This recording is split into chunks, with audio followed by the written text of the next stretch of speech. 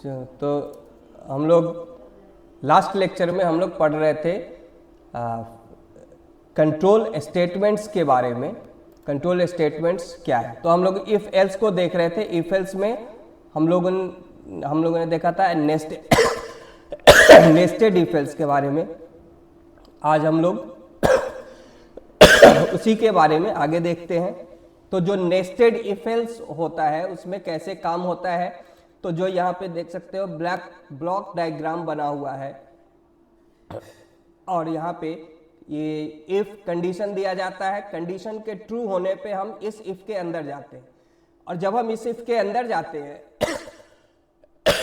तो फिर हम एक दूसरे इफ को यूज कर सकते हैं अंदर में। तो अंदर में हम लोग यहाँ पे एक अनदर इफ का यूज कर रहे हैं जिसमें कंडीशन 2 दिया गया हुआ है। अगर ये स्टेटमेंट ट्रू होगा तब, ये कंडीशन ट्रू होगा तब ये स्टेटमेंट जो इस इफ के अंदर लिखा हुआ है वो एग्जीक्यूट होगा। यानी ये स्टेटमेंट तब एग्जीक्यूट करेगा जब ये दो स्टेटमेंट कंडीशंस, कंडीशन 1 और कंडीशन 2 दोनों ट्रू हो। अगर कंडीशन 2 फॉल्स होता है तो स्टेटमेंट 2 एल्स के अंदर लिखा हुआ स्टेटमेंट एग्जीक्यूट करेगा। तो ये जो हुआ इसको कहेंगे नेस्टिंग, यानी इफ के अंदर दूसरा इफ। इसका ये फ्लो चार्ट यहाँ बना हुआ है। तो यहाँ पे कंडीशन 1 है, कंडीशन 1 ट्रू हुआ तो अंदर जा रहे हैं। कंडीशन 2 मिला, कंडीशन 2 ट्रू हुआ तो ट्रू होने पे ये स्टेटमेंट 1 ये एग्जीक्यूट करेगा और इसके फॉल्स होने पे ये स्टेटमेंट एग्जीक्यूट करेगा स्टेटमेंट 2 फॉल्स के केस में। यानी कि ये वाला स्टेटमेंट जब कंडीशन 2 फॉल्स हुआ। अगर कंडीशन 1 फॉल्स हुआ तो हम इसके लिए, इस इफ के लिए भी यहां पे एल्स का यूज कर सकते हैं और इस एल्स के अंदर भी हम चाहें तो यहां पे हम लोग कंडीशंस डिफाइन करना इफ के साथ तो ये भी डिफाइन कर सकते हैं। और इस एल्स के साथ अगर जरूरत है तो यहाँ पे भी हम लोग चाहे तो कंडीशन लगाना हो तो लगा सकते हैं। तो जो क्या होता है, कभी कभी जनरल लाइफ में भी अगर देखा जाए कि जैसे हमें ये काम करना है कि सपोज हमको कल दिल्ली जाना है, तो अगर मुझे टिकट मिला तो कल हम दिल्ली ट्रेन से जाएंगे। एल्स टिकट नहीं मिला, एल्स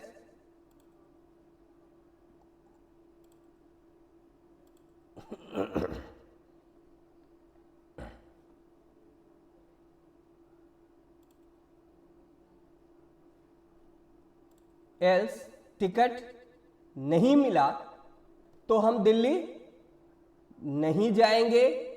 या यहां पे इस एल्स के साथ हम लोग फिर एक कंडीशन लगाना चाहें तो लगा सकते हैं कि एल्स इफ बस टिकट मिला तो हम जाएंगे। तो यहां भी हम चाहें तो कंडीशन लगाना तो लगा सकते हैं, नहीं लगाना है तो नहीं भी लगा सकते हैं। यानी हम नेस्टिंग के साथ साथ लैचिंग को भी यूज कर सकते हैं। तो ये हमारा इफ एल्स का कंसेप्ट होता है नेस्टिंग का। अब इस पे एक प्रोग्राम जैसे यहाँ पे बना हुआ है। सपोज 3 वैल्यूज इनपुट किया गया ए, बी और सी का। ये 3 वैल्यू लिया गया इंटीजर टाइप का, ए, बी और सी। पहला कंडीशन है if A is greater than B, यानी ए का वैल्यू अगर बी से बड़ा है तो इस इफ में हम लोग जाते हैं, अंदर गए। अब यहां मैच कर रहे हैं ए इज ग्रेटर देन सी, यानी ए सी से बड़ा हो। तो अगर ये कंडीशन ट्रू होगा तो यहां पे आएगा प्रोग्राम दूसरे इफ में जो कि इनर इफ है, यहां पे चेक करेगा। और अगर ये कंडीशन भी ट्रू हुआ इट मीन्स कि ए बी से बड़ा है बी से बड़ा है और ए सी से भी बड़ा है, यानी ए बी और सी दोनों से बड़ा है। तो ए क्या हो गया, सबसे बड़ा होगा। तो हम इस इफ के अंदर में, इनर इफ के अंदर में प्रिंट करेंगे ए इज द ग्रेटेस्ट। और अगर ये condition A is greater than C ये फॉल्स हो तो यहां पे इस इफ के लिए एल्स लगा हुआ है। तो जब ये फॉल्स होगा, ए सी से बड़ा नहीं होगा। तो जब ए सी से बड़ा नहीं होगा तो इसका मतलब है कि ए जो है, ए बी से बड़ा है लेकिन ए सी से बड़ा नहीं है। तो ये कंडीशन हो रहा है यानी ए बी से बड़ा है, तो यानी कि ए बी से बड़ा है लेकिन ए सी से छोटा है। तो ए क्या हो गया, ए का वैल्यू बी से तो छोटा निकल गया यानी ये बीच में आ गया।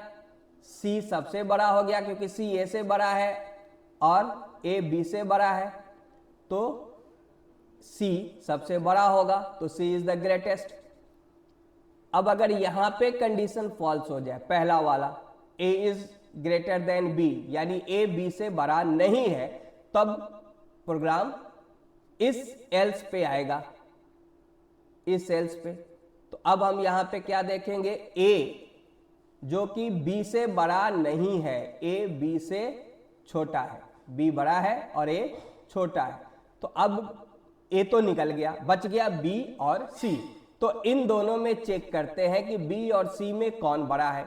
तो अगर बी बड़ा है तो बी सबसे बड़ा हो जाएगा, लेकिन अगर यहां पे भी कंडीशन फॉल्स है तो इस इफ का एल्स यूज करेंगे और यहां पे प्रिंट करेंगे सी इज द ग्रेटेस्ट। तो इस तरह से नेस्टिंग, लैचिंग हम सबको एक साथ यूज कर सकते हैं। उसी चीज को यहां एक्सप्लेन फिर से किया गया हुआ है, एल्स इफ के बारे में। लैडर इसको कहते हैं या इसको लैचिंग भी कहते हैं। हम एल्स के साथ इफ का यूज कर सकते हैं अगर हमको जरूरत है। कभी कभी ऐसा होता है कि एल्स के साथ भी कोई कंडीशन यूज करना है, तो अगर हम एल्स के साथ कोई कंडीशन लगाना चाहते हैं तो हम एल्स के साथ इफ लिखेंगे और कंडीशन डिफाइन कर देंगे। जो भी कंडीशन देना है वो कंडीशन हम दे सकते हैं। तो रियल लाइफ में भी ऐसा होता है, कभी कभी हम लोग भी देखते हैं। जैसे अभी हम बताएं कि सपोज अगर हमको मान लो कि हम लोगों को एक सपोज शर्ट खरीदना है और मेरा कंडीशन है कि शर्ट जो है वो ब्लैक कलर का लेना है। तो if shirt colour is equal to black then I will buy the shirt, else I will not buy the shirt. लेकिन हम फिर दूसरा कंडीशन लगा सकते हैं कि यदि शर्ट का कलर ब्लू हो तो if shirt colour is black I will buy the shirt, else if colour is blue I can buy the shirt. तो हम रियल लाइफ में भी एल्स के साथ इफ लगाते हैं, जीवन में करते रहते हैं कोई काम कि हम ये काम करेंगे अगर ऐसा होगा तो, नहीं हुआ तो ऐसा होने पे ऐसा काम ये काम कर सकते हैं। तो एल्स के साथ भी इफ का यूज करेंगे। तो जैसे यहाँ पे यही चीज, इसी चीज को फ्लो चार्ट से डिफाइन किया गया हुआ है। कंडीशन 1 दिया गया, कंडीशन 1 अगर ये ट्रू होता है तो हम लोग यहाँ पे स्टेटमेंट 1 को एग्जीक्यूट करेंगे। लेकिन अगर ये फॉल्स होता है कंडीशन 1 तो एल्स में हमारे पास फिर एक दूसरा कंडीशन होगा इफ के साथ, और तब अगर ये कंडीशन 2 ट्रू हुआ यानी जो दूसरा इफ है उसका कंडीशन ट्रू हुआ तो स्टेटमेंट 2 एग्जीक्यूट करेगा। लेकिन अगर कंडीशन 2 फॉल्स हुआ तो फिर एल्स के साथ हम चाहे तो लगा सकते हैं तीसरा कंडीशन भी, और इसके फॉल्स होने पे अब अगर जरूरत नहीं है तो हम स्टेटमेंट 4 लगा सकते हैं। तो हम एल्स के साथ जितना भी चाहे if else if else if else if else करना तो कर सकते हैं, बट एक स्टैंडर्ड प्रोग्रामिंग टेक्निक्स रूल ये कहता है कि 15 if else is more than enough, बहुत होता है, उससे ज्यादा लगाने की जरूरत भी नहीं पड़ेगी कभी भी। और उससे ज्यादा लगाते हैं तो वो सिंटैक्टिकली कोई एरर नहीं आएगा, कंपाइलर कोई एरर हम लोगों को नहीं देगा। लेकिन 15 से ज्यादा इफ एल्स का कोई मतलब ऐसे हमारे जनरल प्रोग्राम में बनेगा भी नहीं, और प्रोग्राम के एग्जीक्यूशन को स्लो करता है, क्योंकि जब हम इफ एल्स का यूज कर रहे हैं तो हर बार कंडीशन टेस्टिंग होगा, वो कुछ मिली सेकेंड्स माइक्रो सेकेंड्स का समय लेगा। तो अगर हम बहुत ज्यादा यूज कर रहे हैं इफ एल्स, 20-25 लगा दिए इफ एल्स करके काम कर रहे हैं, तो काम तो हो रहा है लेकिन प्रोग्राम के परफॉर्मेंस पे उसका असर पड़ता है। अब इसी चीज के लिए ये हम लोग एक प्रोग्राम को देख सकते हैं। यहाँ पे जैसे ये स्टूडेंट्स का मार्क्स इनपुट किया गया।